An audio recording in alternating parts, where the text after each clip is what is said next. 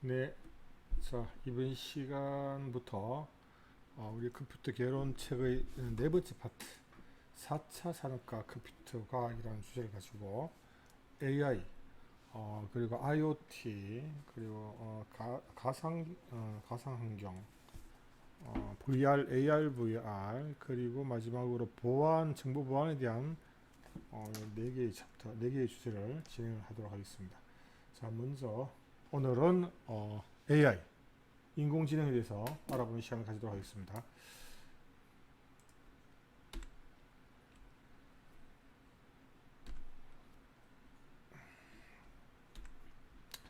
자, 간단하게 이 AI 파트를 본다면은 이 컴퓨터가 최근에 지금 인간이 수행하는 일을 대체를 하기 시작을 했다 이렇게 볼 수 있겠죠. 사실 컴퓨터가 발명되고 난 이후에 컴퓨터를 이용해서 많은 일을 자동화를 하고 있지만 최근에 와서 이제는 이제 운전까지도 사람이 대신하겠다 이런 이제 시대가 되었습니다.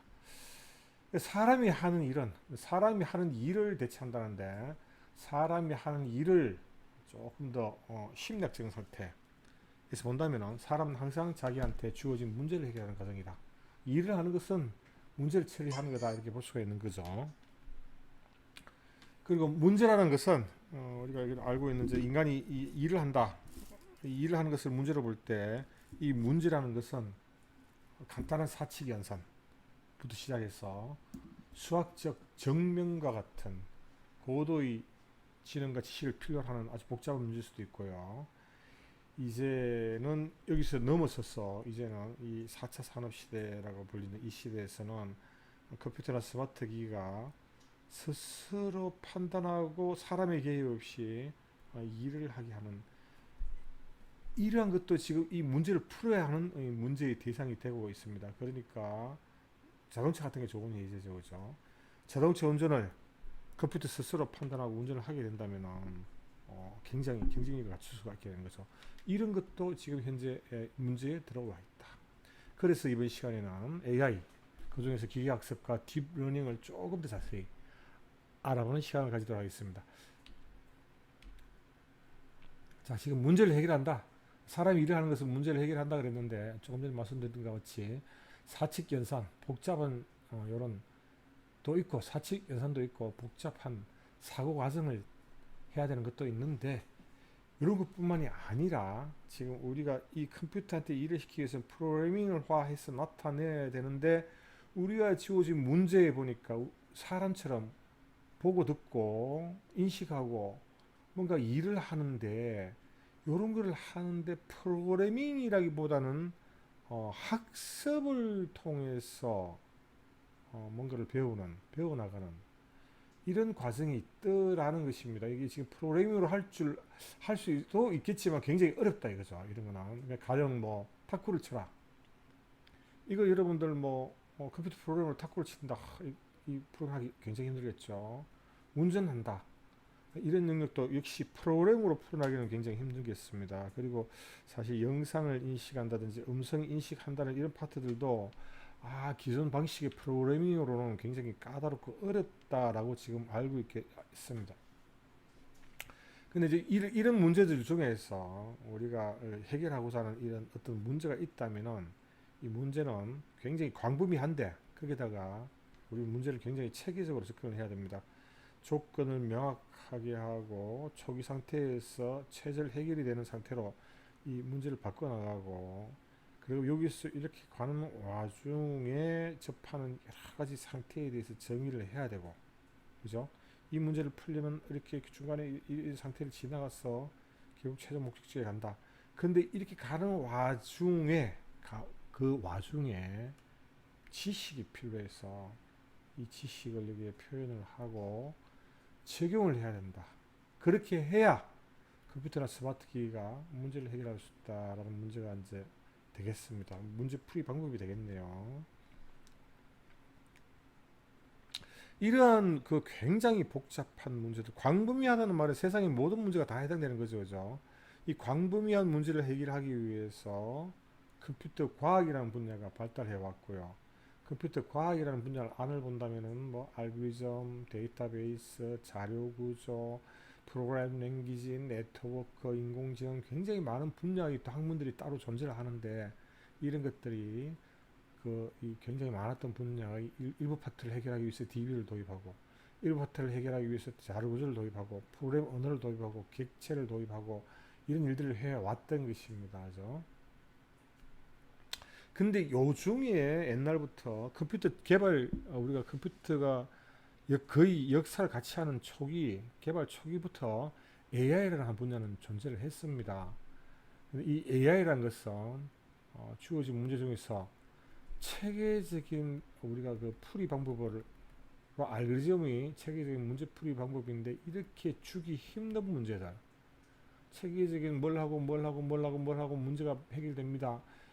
이러한 방법으로 해결하기 어려운 문제에 도움을 주고자 AI라는 파트가 시작되게 되었고 마치 처음에는 이렇게 된 거죠. 컴퓨터가 사람처럼 보고 듣고 판단하고 행동할 수 없을까 에서부터 이제 AI는 시작됩니다. 그래서 그 다음에 조금 더 나가서 그러면 이런 것들 이런 일을 하는데 학습을 통해서 문제풀이 방법을 배운 다음 문제를 풀어나가는 사람처럼 할 수는 없을까 학습을 할 수 없을까라는 이런 문제가 있게 되었습니다. 최근에 와서 AI라고 하면은 딥러닝이 마치 다인 것처럼 우리가 알고 있는데 누구나 다 이제 딥러닝을 하죠. AI 한다 그러면 다 누구나 딥러닝으로 문제를 풀어나가는데 사실은 이 역사가 굉장히 오래됐습니다. 거의 컴퓨터가 개발된 건 1950년 이미 AI가 시작돼서 AI가 진행해 오다가 어떤 원인에서 AI가 침체기를 맞습니다. 사실은 사람처럼 보고 듣고 판단할 수 없을까 이걸 계속 프레임을 해왔는데 언어 처리, 자연어 번역도 한번 해보고 이런 것들이 사실은 이쯤에 와서 침체기를 맞아서 진도가 잘 안 나갔습니다. 그러다가 머신러닝이란 파트, 기계학습이란 파트가 주목받기에 다시 연구가 되면서 그 안에 또 특히 딥러닝이라는 이 기술을 알게 되면서 급격하게 AI 쪽으로 지금 들어와 있고 보고 듣고 하는 것을 프로그램으로 나타내기 굉장히 어려웠었는데 그죠? 자연어를 처리한다. 그리고 번역을 한다. 뭔가를 글자를 보고 이해한다. 이런 걸 사실 프로그램이 굉장히 어려웠었는데 이러한 문제들을 현재 이 딥러닝 기술로 풀어내고 있습니다. 풀어내기 시작하면서 이제는 컴퓨터들이 프로그램화해서 풀렸을 때 굉장히 어렸던 문제들을 이 딥러닝에서 차차 해결하기 시작하면서 최근에 와서 AI에 대한 연구가 굉장히 활발해지고 있고 유명한 경제학자들 이런 분들이 하는 말은 AI를 잘하는 기업은 살아남고 AI를 잘하지 못하는 기업들은 앞으로 도태될 것이다. 이런 예측까지 내놓기에 이르렀습니다. 자, AI가 이미 이제 역사가 오래됐기 때문에 우리가 AI를 어떻게 봤는지를 좀 본다면은 어릴 때 보던 그 로봇 같은 것들을 만들 수 있을 것인가? 소머즈도 우리가 봤고 600만 불의 사나이도 봤고 스스로 판단하는 로봇들도 있고 저게 사람처럼 할 수 있는가? 여기서부터 사실 이제 AI가 시작되었습니다. 조금 자세히 나눠보자면은 컴퓨터가 사람처럼 행동할 수 있을 것인가? 두 번째 조금 더 나간다면은 행동을 사람처럼 사람도 구분하지 못할 정도로 행동을 하는데 그러면 너 진짜 사람처럼 생각을 하는 것인가? 그리고 그러면 사람처럼 생각하면은 문제를 다 풀어내는가? 아니면 오히려 합리적으로 생각을 해서 합리적으로 판단할 수 없는가? 뭐 이런 것은 만일에 합리적으로 판단하고 생각하고 판단하는 기계가 있다면은 우리가 기계 로봇 같은 데 장착을 해서 굉장히 어려운 문제들을 어떤 일이 생길지 모르는 어떤 미지의 세계에 로봇을 투입한다면 그 친구가 합리적인 사고가 하에 어떤 일을 할 수 있겠죠. 그죠? 행동까지 할 수 있겠죠.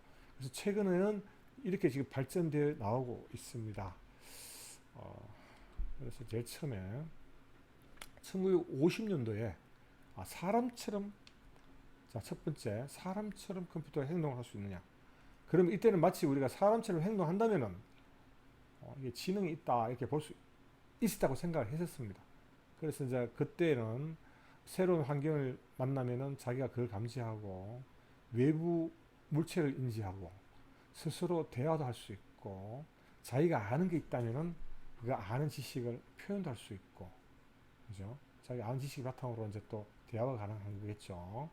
그리고 어떤 지식을 바탕으로 스스로 결론을 도출할 수 있고, 그 다음 주변 물체를 조작하고, 여기서 인식했죠. 인식하고 조작도 할 수 있고, 이런 게 되어야 된다. 이렇게 생각을 했었습니다. 그런 다음에, 그러면 만일에, 야, 컴퓨터가 그럼 이렇게 되면은 지능을 가진 것이냐, 이렇게 했을 때, 그러면 컴퓨터가 지능을 가진 건 진짜 우리가 어떻게 알 수 있느냐라는 질문이 들어왔을 때, 이 튜링이란 분, 이미테이션 게임에 나오셨죠. 영화에 나오신 그 튜링이라는 분이 컴퓨터가 지능을 가졌는지 어떻게 판단할 것인가를 이렇게 테스트할 수 있지 않느냐 해서 튜링 테스트 방법을 제안했습니다. 질문자가 질문을 하고 컴퓨터나 사람이 저쪽에서 답을 했습니다. 물론 이 사이에는 이쪽이 컴퓨터인지 사람인지 볼 수 없는 질문자는 질문을 하게 되겠죠. 그러면 이 질문에 대한 답을 보면서 이 답이 사람이 했는 것이다, 아니면 기계가 했는 것이다를 판단할 수 없다면은 이 친구는 지능을 가지고 있지 않느냐라고 이제 초창기에 테스트가 튜링 테스트입니다. 근데 이제 컴퓨터들이 프로그램을 하면서 이불로 의도적으로 지능이 있는 것처럼 어려운 계산 문제를 주면은 자기는 금방 되죠. 한데 그냥 내가 금방 굉장히 복잡한 숫자 곱하기를 금방 답을 주면 지능이 있을 것으로 알 거니까 이런 어려운 문제를 이불로 머뭇거리고 답을 주고 흉내를 낼 수 있다 이거죠. 뭐 하여튼 뭐 이 튜링 테스트는 완벽하지 않습니다. 초창기에 지능이 사람처럼 행동하면 지능이 있지 않느냐라고 사실은 오해하던 시절에 이런 이야기했습니다. 자, 그 튜링 테스트는 뭐 그냥 여기는 크게 지금 학문적인 의미라기보다는 가진다기보다는 이런 게 있다 정도가 아시면 되고요. 최근에 와서는 우리가 이거 캡차 그러죠. 발음 캡차라고 하죠. 완전하게 자동화된 누구나 사용할 수 있는 튜링 테스트다. 뭐냐? 이 네트워크 저쪽 편에서 답을 하는 친구가 컴퓨터인지 사람인지를 구분할 수 있는 완전히 자동화된 튜링 테스트라고 해서 이걸 보고 답을 하세요. 이걸 답을 하면 사람이고 컴퓨터가 이거 답을 못한다. 그렇게 해서 이미지 분석에서 컴퓨터는 얘가 글자를 인식 못할 것이다. 그렇게 해서 컴퓨터가 자동으로 답하는 건지 안 하는 건지를 테스트하는 것이죠. 여러분이 많이 하고 있죠. 그래서 이런 걸 다 캡처하다 그런다. 여기에서 지금 튜링 테스트가 살아있다. 그 정도만 봐주시면 뭐 되겠습니다. 자, 그 다음에 조금 더 나갑니다. 그러면 사람처럼 행동할 수 있고 그 다음은 뭐지? 사람처럼 생각할 수 있느냐? 근데 사람처럼 생각하기 위해서는 우리가 사람을 행동하려고 할 때 일단 자아가 먼저 간섭을 딱 한답니다. 자아. 내가 아침에 일어나 가야 되는데 좀 사람이 뭐 이기적일 수도 있고 뭐 이타적일 수도 있는데 어떤 이유가 있는 거죠. 아침에 일찍 일어나서 어딘가 간다. 어떤 자아에 비춰서 뭐 어떤 원인이 있습니다. 그죠? 그게 이제 자아가 간섭을 하고 또 조금 더 나가면 여러분들 우리가 그 자아 안에 기저에 또 다른 심리가 있죠. 초자라는 또 심리가 또 있습니다. 그죠? 이런 것들이 관여를 해서 사람들은 판단을 하게 되고 그래서 어떤 사고를 하게 된다. 그냥 이제 이 너무나 철학적인 이야기이기 때문에 사람은 이제 자기 위주의 생각을 하게 된다. 자아가 있다. 그렇게 뭐 표현될 때 이익으로 표현이 되겠죠. 요렇게 그냥 기억을 해주세요. 그런데 그 다음에 어떤 행동을 하게 된다면은 그 행동에 따라서 심리학적으로 요 행동하기 전이죠. 행동을 예정할 때는 자아가 개입이 되고요. 나 배고픈데 저기 수박 하나 따먹자. 훔쳐 먹자. 그 다음에 심리가 딱 들어와서 기입을 하게 됩니다. 아, 이거 남이 열심히 농사 지는 걸 내가 수박 하나 그냥 몰래 따먹었는데, 이게 이제 심리에 이제 앞으로 다시 하지 말자라든지 뭐 여러 가지가 있죠. 그죠? 그 다음에 이런 것들이 정리가 돼가지고 뇌 정리가 됩니다. 아, 배고플 때 수박 하나 따먹으니까 후회가 된다. 라든지 아니면은 뭐 배고플 때 뭐 눈에 보이는 거 먹는 게 최고지 라든지 정리가 되게 됩니다. 이런 것들이 지금 우리가 개입이 되어서 생각 결정을 하는데, 과연 이 과정을 컴퓨터로 모델을 해서 이런 일들이 일어났기 때문에 컴퓨터는 자아가 되기 때문에 이렇게 판단을 한다 할 수 있을 것인가? 도전 과정입니다. 지금도. 그죠? 하지만 우리가 사람이 뭔가 주위에 반응을 한다든지 하는 이런 신경생략적 증거를 바탕으로 컴퓨터 비전 쪽에서 물체를 인식하는 과정. 최근에 이 눈이 안 좋으신 분들을 위해서 도와주는 어떤 그런 툴들도 개발하고 있다 그러더라고요. 그래서 이런 쪽에서 현재 지금 사람처럼 생각하기는 아니지만 사람처럼 물체를 보고 판단한다. 이런 쪽으로는 점점 모델링을 해 나오고 있습니다. 자, 그 다음 합리적으로 생각하기. 이런 거 있죠. 그죠? 소크라테스 사람이고 사람은 모두 죽으니까 소크라테스는 죽는다. 3단 논법을 하면 합리적이다. 이렇게 명제를 도출할 수가 있다 그러는데, 자, 우리가 살아가는 세상은 이렇게 딱 형식적으로 되어 있지 않죠. 우리가 가진 지식은 뭐 왠지 제건 하기 싫어. 뭐 이런 것들도 다 지식일 수가 있습니다. 그죠? 그러니까 우리가 이 생각하고 있는 이 비형식적인 지식, 아, 나 저기 가면 이번엔 좀 늦게 가는 게 좋을 것 같아. 아, 뭐 이번엔 저 음식을 안 먹는 게 좋을 것 같아. 이런 것들을 과연 이와 같이 합리적인 표현으로 표현할 수 있는가? 표현할 수 있는가? 그리고 우리가 어떤 결론을 추론할 때, 지금 우리 식당에서 밥을 한 그릇 먹다가 배가 점점 붙어서 불러집니다. 여기서 이 밥을 그만 먹을 것인가 더 먹을 것인가 판단할 때도 생각보다 많은 연관된 지식들이 두게 됩니다. 뭐 이거 먹으면 살이 찌는데, 건강이 안 좋아질 건데, 아니면 근육이 소실될 건데, 이런 것들을 다 연관성이 있는 것을 다 끄집어서 추론해야 되는데, 요걸 어떻게 할 수 있냐? 가이드라인도 없는 기계가 딱 필요한 지식만 가지고 와서 여기에 적용할 수 있느냐? 이런 건 아직까지 너무나 산으로 되고 있고, 그 다음에 이게 된다면은 합리적인 행동이 되겠죠. 그래서 자, 영향이 많이 나옵니다. 그죠? 에이전트. 합리적으로 행동하는 어떤 에이전트입니다. 주변 환경을 인식하고 합리적인 지식 표현을 바탕으로 합리적으로 추론하게 되며 최상의 결과를 위해서 스스로 움직이고 노력하는 이런 에이전트들이 영화에 많이 나오고 있습니다. 그죠? 많이 나오고 있습니다. 그 이제 영화 같은 거 보면 지금 최근에 있었던 마드라는 영화고 엑스 마키나입니다. 근데 이제 여기에 보면은 합리적으로 사고하고 합리적으로 행동할 때 얘가 어떤 식으로 행동을 하느냐. 영화를 보다 보면은 조금 무서운 결말이 나오죠. 이 친구도 그렇고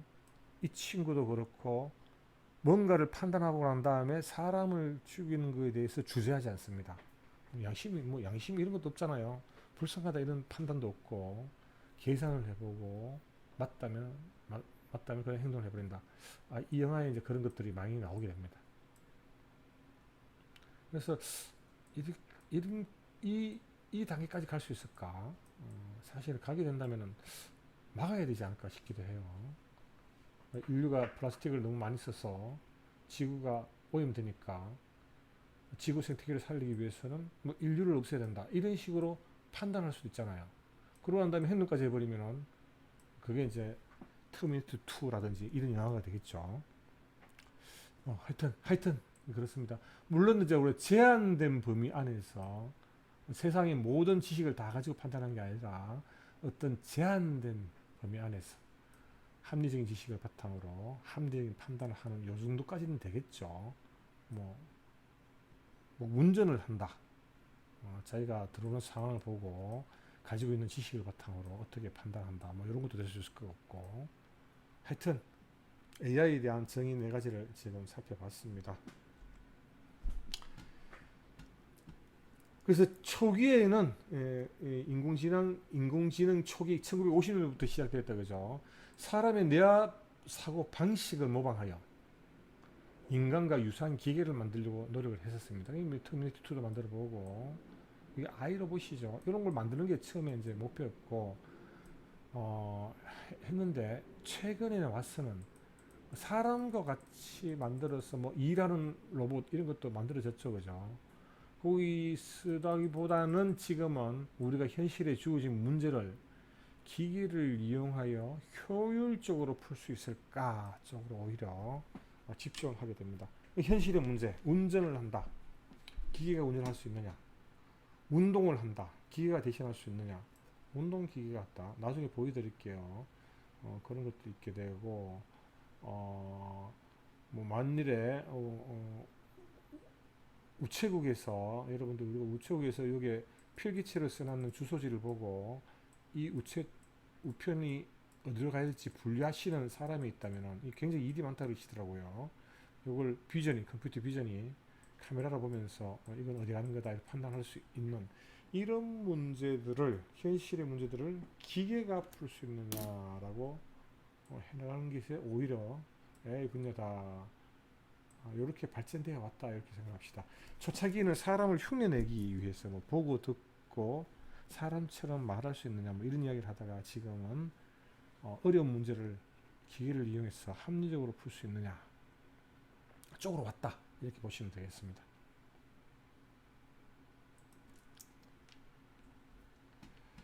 자, 그래서 컴퓨터 인공지능 응용 파트는 역시 보고, 그죠? 듣고 처리하고, 의사결정하고, 그 다음에 로봇 같은 게 자동차 만드는 공장에서 사용이 되죠.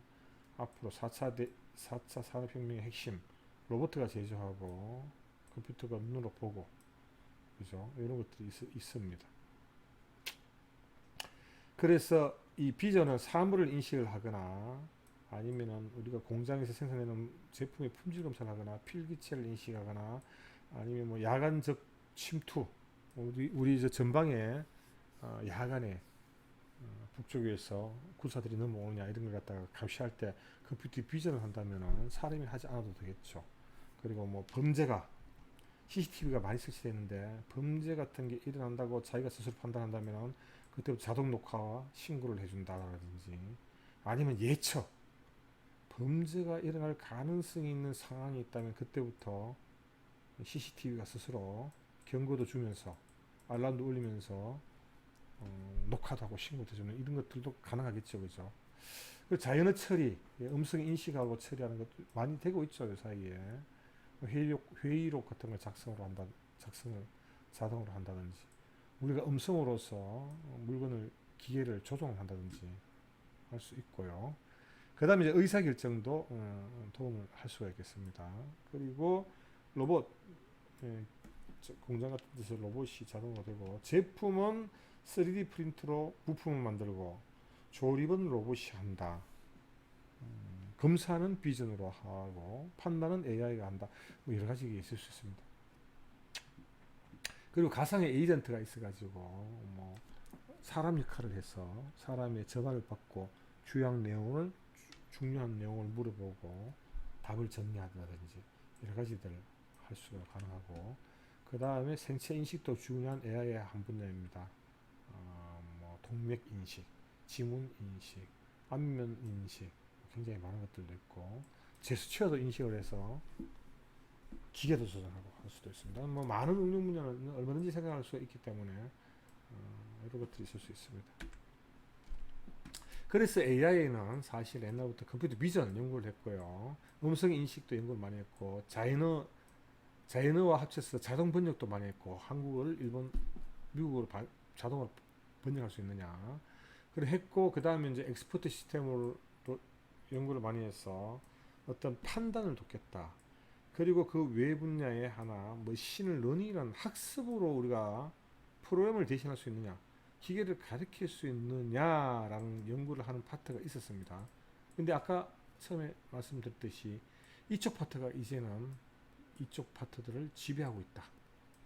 얘가 성공을 함으로써 비전에도 머신러닝, 음성인식에도 머신러닝, 자연어 처리에도 머신러닝, 자동번역에도 머신러닝들이 더해서 사용되게 되는 상황이 되었습니다. 그 중에 근데 사실은 이런 파트들이 아까 한 80년 정도쯤 되면서 그 90년 정도 되면 1990년도쯤 되면서 AI는 안 되겠다. 우리가 아무리 컴퓨터 프로그램을 해도 이 컴퓨터가 물체를 인식 못해. 음성 인식이 안 돼요. 자연어 처리할 때마다 실패해. 자동 번역했더니만 큰일 나겠어. 완전 엉터리야. 막 이렇게 하고 이런 전문가 시스템을 성공을 했죠. 전문가 시스템을 성공을 했고 뭐 이런 상황에서 어떤 큰 뭐 침체기를 맞이하게 되는데 그 중에서 요걸 한번 집중적으로 보겠습니다. 이미 우리가 교재 3장을 배울 때 프롤로그라는 로직 언어를 배웠습니다. 로직 논리형 언어인데 이 논리형 언어는 이 논리를 세상의 논리를 그때 계속 말씀드린 게 논리를 지식으로 표현합니다. A가 B의 아버지고 B가 C의 아버지면 A가 C의 할아버지다 이런 것을 여기에 넣고 저장시켜 놔놓고 그죠? 그럼 누가 누구의 아버지고 누가 누구의 아버지다 이런 내용들을 여기 룰도 집어넣어 놓고 현재 있는 난리지 상황 A가 홍길동이가 홍길순이의 뭐 아버지고 뭐 이런 것들 여기 딱 적어 놓으면은 스스로 누가 누구의 조상인지 누가 후손인지를 판단해낼 수 있는 요런 로직 언어가 있다 설명을 드렸는데 똑같습니다. 전문가 시스템은 우리가 아는 지식을 가지고 지식 베이스, 날리지 베이스를 꾸며놔 놓고 추론 엔진이 들어가서 이 논리를 로직을 따라가면서 결과를 사용자가 원하는 결과를 도출해주는 이런 시스템입니다. 제가 듣기에는 IBM에서 이 전문가 시스템을 크게 성공시켜 가지고 컴퓨터 고장 수리하는 데 써먹었다라고 그렇게 알고 있습니다. 자, 그다음 그런 이제 침체기가 들어가는 그런 테마들은 사실 여기서 이제 그만 이야기를 하고 최근에 이제 집중하는 머신러닝 파트를 좀 보겠습니다. 기계학습. 컴퓨터 프로그램을 뭐 if then else 뭐 루프 뭐 시퀀서 뭐 함수 뭐 객체 지향 이렇게 할 수 있다는 이야기를 했는데 그게 아니라 우리가 컴퓨터를 가르쳐서 문제를 풀 수 있느냐? 초창기부터 이런 고민을 많이 했습니다. 그래서 사람의 뇌와 닮은 굉장히 사람 뇌와 닮은 이 뉴럴 네트워크를 갖다가 모델링을 하고 요걸 학습시켜서 문제를 풀 수 없느냐를 이제 연구를 하게 됐습니다. 이 파트 기계 학습 분야인데 이 사람 뭐 신경세포가 뭐 사람이든 동물이든 신경세포가 이렇게 됐다 그러죠. 여기서 정보를 쫙 이렇게 흡수해 들어옵니다. 흡수를 해 들어와서 이 모든 정보를 이 자기가 판단을 할 때 뭔가 의미 있는 결론에 딱 도달했다. 여기에 들어온 거는 다리가 있고 이쪽에 들어온 거는 팔이 있고 몸통이 있고 목이 있고 눈이 있고 이렇게 저건 사람이다. 아니면 사람이 아니다. 이렇게 판단하는 신호가 여기로 나가는 거예요. 이렇게 입력이 들어오는 겁니다. 요런 신경들이 계속 끊임없이 모여 있는 거예요. 또 이렇게 또 해서 또 판단하고 또 모여서 또 여러 가지 판단을 하는 거죠. 뭐 시신경이라면 여러 가지 이 신경이 있는 파트에 시신경이 모여 있어서 이렇게 들어온 영상을 보고 판단하고 또 판단하고 나서 기다 뭐가 맞다 아니다를 판단해내는 수상돌기와 수상돌기들과 축색돌기가 이게 축색돌기인가 봐요, 그죠? 있는데 여기에 나오는 신호들을 여기 들어오는 입력으로 들어오는 신호를 종합적으로 판단을 해서 1또는 0을 내보내더라. 이걸 아는 거예요. 그래서 인공신경망은 똑같이 만든 거예요. 입력이 이렇게 여러 개가 있는데 여기에서 들어오는 값을 요 시정수로 조정을 합니다. 조정을 해서 x 곱하기 얼마, x2 얼마 이렇게 곱하기 해서 요건 입력이고, 입력이 들어오면 거기에 요 값을 조정을 해가지고 다 가지고 갖고 이 총합을 구한 다음 거기서 판단을 하는 겁니다. 그래서 똑같이 이렇게 수학적으로 모델링 할 수 있더라. 이렇게 해서 이 인공 유령을 만들 수가 있다. 물론 뭐 이거 소프트웨어로 만들 수 있죠. 최근에 이제 소프트웨어로 만들고 있고. 하지만 컴퓨터 초창기에 이게 이제 우리가 자세한 그 신경망이 다 나오네요. 다단계적이죠. 여기서 받아들여서 판단을 하고 또 이런 것들 판단한 것들을 또 받아들여서 얘가 또 여기서 또 판단을 하고 또 판단해 나가는 굉장히 다단계 신경세포로 구축된 게 여기 우리의 뇌 속의 신경막인데 그걸 흉내를 내겠다. 그래서 1957년 코넬 항공연구소에서 거의 뭐 컴퓨터 초창기 시절이죠, 그죠? 컴퓨터 개발 초창기 시절에 얘를 이렇게 수학적으로 모델링을 했습니다, 그죠? 동일하다 이거죠. 입력이 이렇게 여러 개 들어오면 자기 입력 여러 개 들어오고 그 다음에 이 입력 들어온 게 가중치가 어떤 거는 많이 반영하고 이쪽으로 들어온 건 많이 반영하고 이쪽에 들어온 건 적게 반영하고 이 여기서 들어온 건 중간쯤 반영하고 이렇게 다 다른데 그걸 이렇게 수학적으로 똑같이 반영 정도를 상수로 나타내고 상수가 아니죠. 요 값으로 조정을 해서 그걸 가지고 총 우리가 어떤 판단을 하게 되는데 초창기에 이렇게 같이 모델링 했습니다. x1하고 w1 곱한 것, x2 w 곱한 것, xn w 한걸 곱한 것을 다 더하고 난 다음에 이 더한 값이 특정 값보다 크냐 작냐를 판단합니다. 지금 여기는 뭐죠? 다 더한 값이 u입니다. u. 그래서 u가 특정 t 인계치보다 크면은 아웃풋을 1 내보내고 작으면은 0을 내보냅니다. 그래서 여기에 지금 요것이 그죠? y는 최종 출력 y는 0 또는 1이 나오는 이와 같은 모델을 가지고 있습니다. 지금 이제 여러분들이 이걸 지금 보니까 굉장히 복잡하다 생각이 들지만 나중에 보시다 보면은 정말로 간단한 산수입니다. 간단한 산수. 그래서 이걸 가지고 항공연구소에서 and or와 not 이진수의 and와 not 회로 XOR 회로를 다층으로 연결하면은 만들 수 있다는 것을 보냈습니다. 그래서 사실은 우리가 컴퓨터나 이런 거 만들 때 뭐 and 회로 만들고 뭐 OR 회로 이렇게 표현하죠. 만들고 여러 가지 다양한 논리 회로를 만들어야 되는데 이런 회로들을 만들어서 컴퓨터를 만드는데 이거 하나만 있으면은 두 개입니다. 입력이 두 개 있는데 두 개 있으면은 이 로직 게이트를 만들 수 있더라. 논리 게이트를 만들 수 있더라. 그래서 이제 이 친구들 했는 거죠. 한번 봅시다. 여기에 and 0.5, 0.5, 0.7 여기 0.5 0.7입니다. 이 말은 뭔가 하면은 여기서 들어온 값과 여기서 들어온 값의 합이 0.7을 넘으면 1이 나오게 되겠습니다. 0.5입니다. 그래서 이게 만일에 1이 들어왔습니다. AND 회로는 두 개 다 1일 때 1이 나와야 돼요. 1 곱하기 0.5, 0.5죠. 1 곱하기 0.5, 0.5죠. 더하면 1입니다. 그죠? 1이 나왔는데 이 1이 0.7보다 크니까 요거는 1이 나옵니다.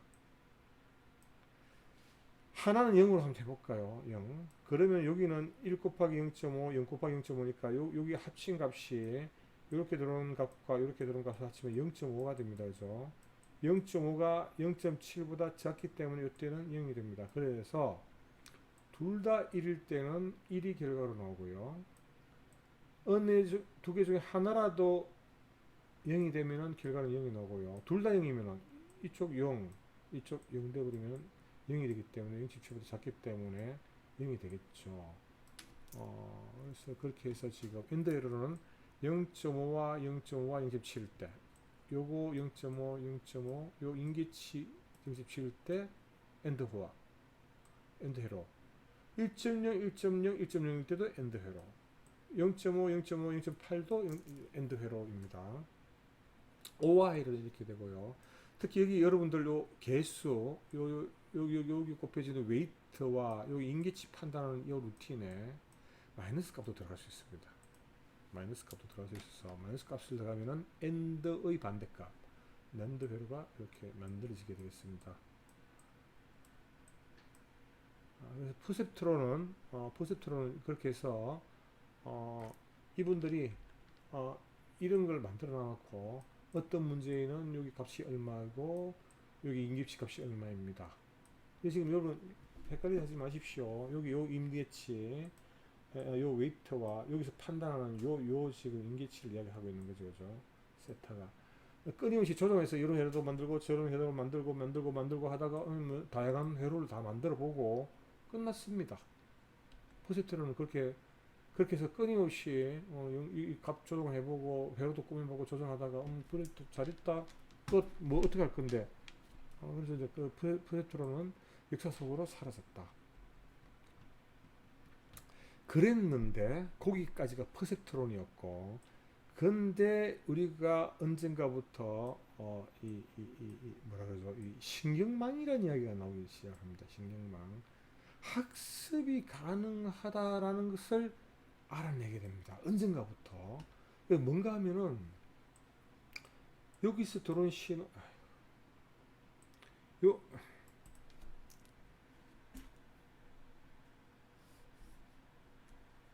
여기서 들어온 신호, 여기서 들어온 신호, 여기서 들어온 신호를 보고 0과 1을 판단하는 우리 여기에 들어온 값의 세 개 다 합친 값이 특정한 어떤 세타값보다 크면은 1, 작으면은 0 이렇게 했는데 요 함수를 요렇게 바꾼다면은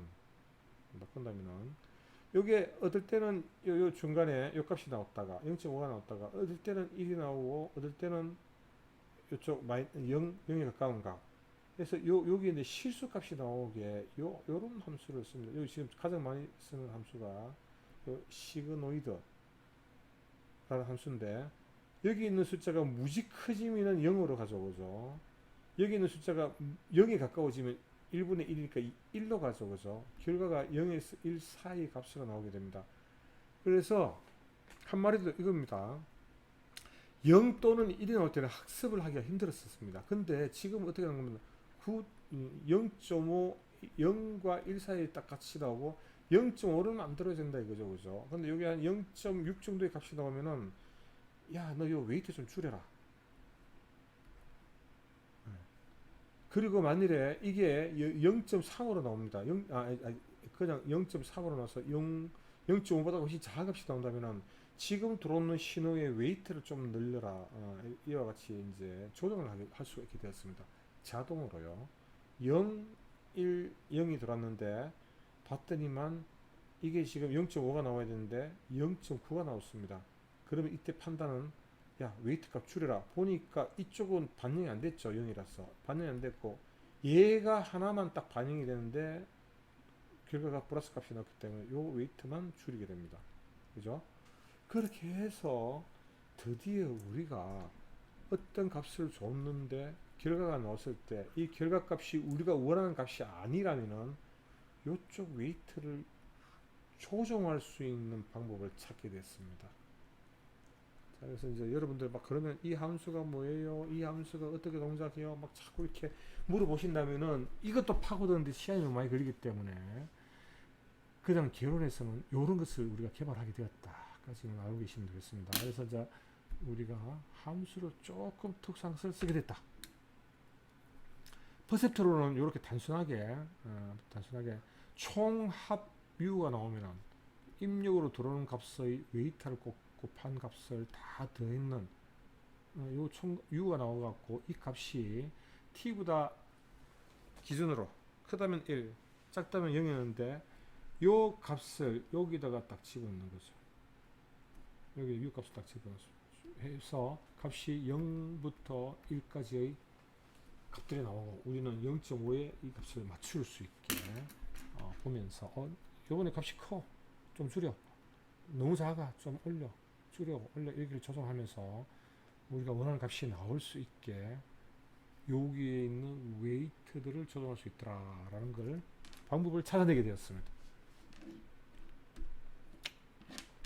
그래서 딥러닝이라는 것은 우리가 지금 하나를 봤을 때 뭐 여기 지금 값이 얼마 들어가고 얼마 들어가고 얼마 들어가는데 값이 뭐 0.6이 나왔다. 그러면 줄여.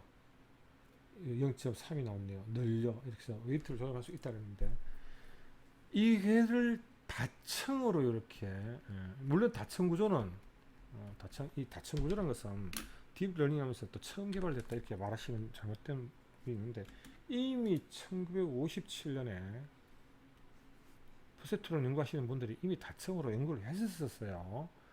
그 숫자로 그 값을 결정하기가 어려웠을 뿐이지 했는데 이 수식을 이렇게 여기서 들어온 값이 웨이트가 곱해지고 또 웨이트가 곱해지고 웨이트가 지고 이렇게 왔는데 값이 너무 많이 나왔어요. 줄여. 요 값을 쫙 줄여 나가요. 요 값을 보고 여기를 또 조정을 해요. 요 값을 보고 여기를 조정하고 요 값을 보고 여기를 조정하고 해서 다층 구조의 웨이트들을 다 조정되는 방법을 찾아내게 되면서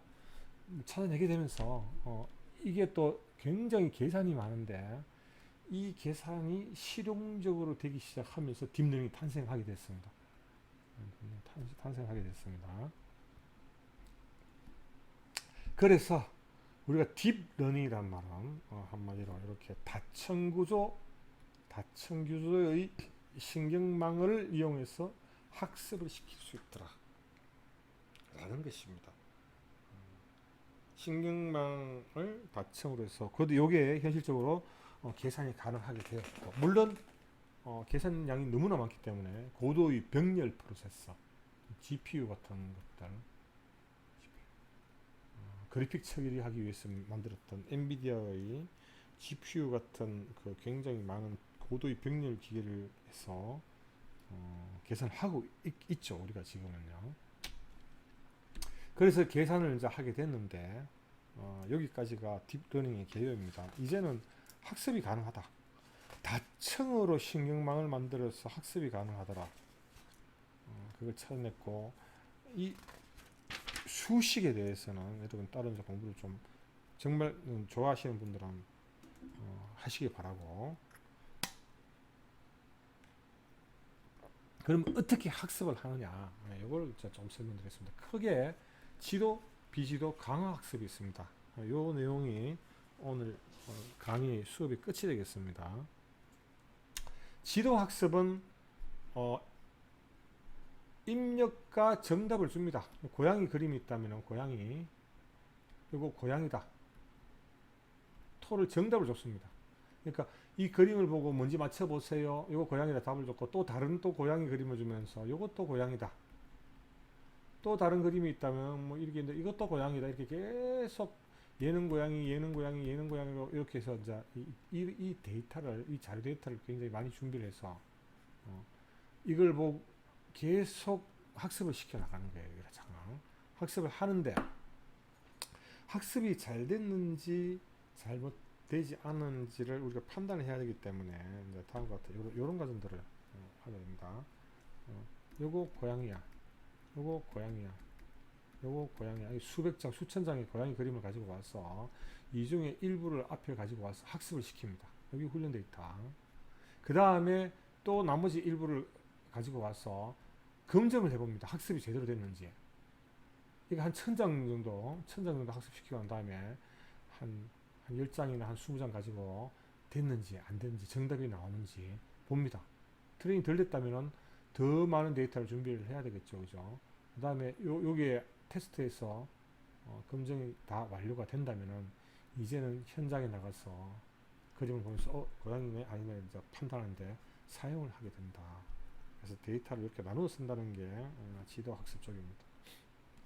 그걸 갖다가 뭐 트레이닝 데이터 밸리데이션 굳이 뭐 이렇게 수식으로 할 필요는 없고 그러다 보니까 자 다시 한번 보겠습니다.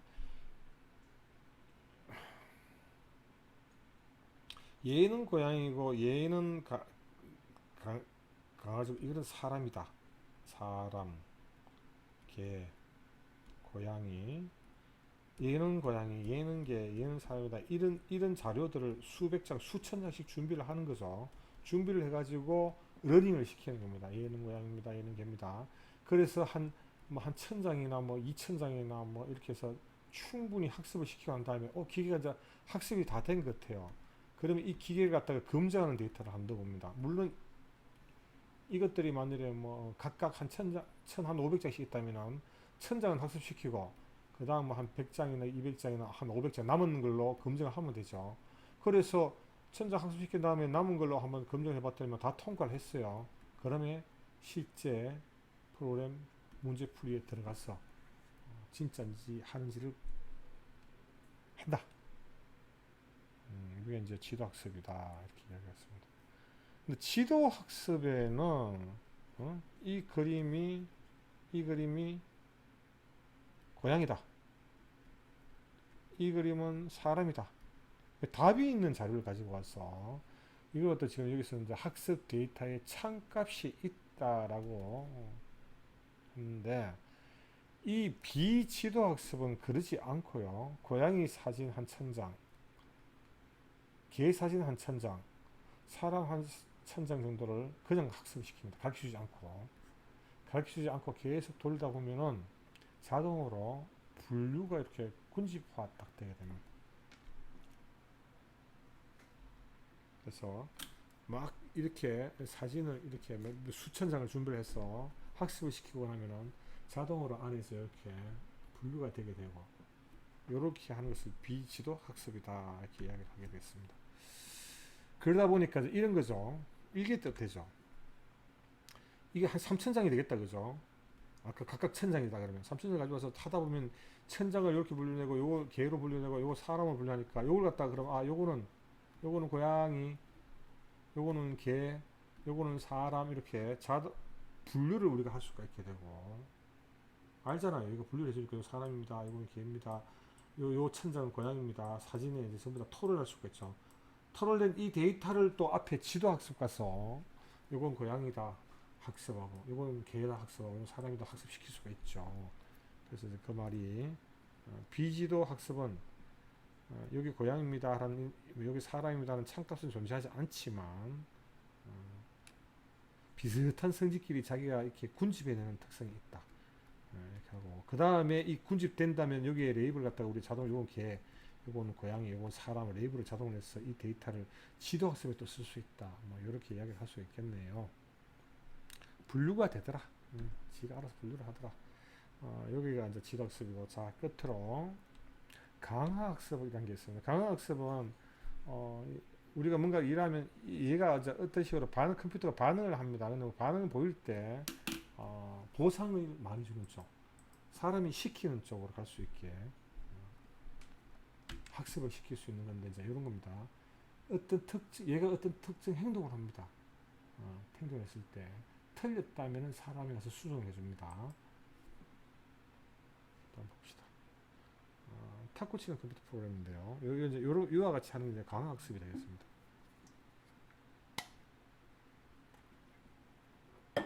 자, 사람이 가르쳐 주죠. 사람이 하는 이제 일단 일종의 이제 사람이 한 대로 따라하는 게 이제 자기는 보상이다, 그지? 틀리지 않았다 이렇게 보는 거죠.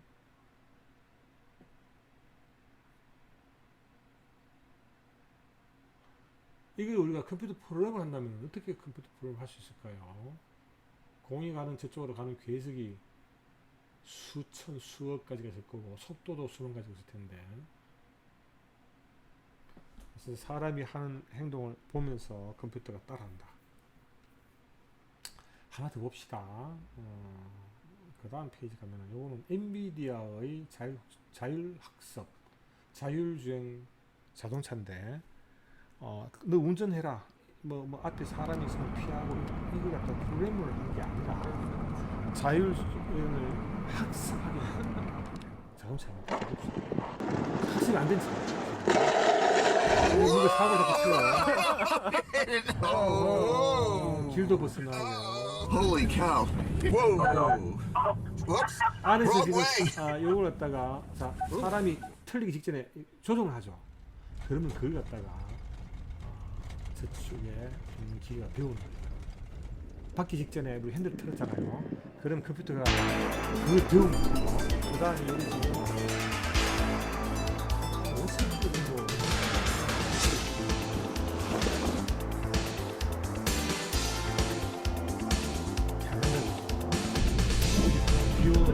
이게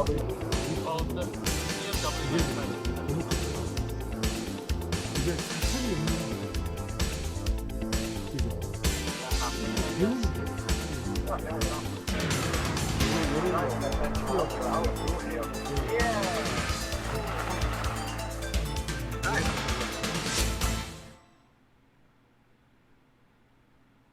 자, 오늘은 이 시간에는 인공지능에 대해서 간단하게 개론을 알아봤습니다. 그래서 이 굉장히 복잡한 수식까지 설명을 하지는 못했지만 이 원리는 간단하다. 원리는 간단하다. 그 웨이트들을 우리가 결론을 도출하기 위해서 들어오는 그 입력이 있는데 그 여러 개 입력들에는 각각 웨이트가 있고 어떤 걸 많이 반영을 할지 판단을 하는 거죠. 어떤 걸 적게 반영하고 그 적게 반영할지 많이 반영할지를 그 결정하는 그 웨이트의 값을 자동으로 우리가 결정을 할 수 있게 됨으로써 학습이 가능한 컴퓨터가 되었다라는 것입니다. 자, 여기에 관심 있는 친구들은 유튜브 같은 데 보면은 한 일주일 정도만 따라하면은 산업 필기체 정도는 읽을 수 있는 그런 AI가 그런 해주는 AI를 만들어도 볼 수 있으니까 관심 있는 친구들은 한번 해보시는 것도 괜찮을 것 같습니다. 자, 오늘 인공지능 수업은 여기서 마치고 다음 시간에는 IoT와 그 다음에는 IoT가 남았고요. 그 다음에 빅데이터에 대한 이야기 그리고 사물 인터넷에 대한 것을 살펴보고 보안을 살펴볼 수 있는 시간을 준비하도록 하겠습니다. 네, 수고하셨습니다.